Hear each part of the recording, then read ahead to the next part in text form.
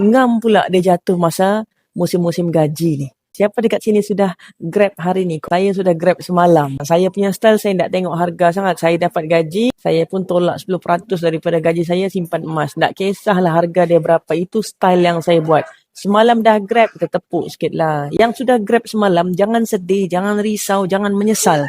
Tuan-puan, kita Grab semalam tu pun walaupun harga dia tinggi sikit daripada hari ni, tapi percayalah, kalau tuan-puan tak paksa diri menabung emas, sibuk tengok harga, sampai bila-bila pun jumlah Grab emas tuan-puan tak akan bertambah. Sebab, kalau kita tutup mata beli sejak emas, confirm Grab emas kita naik.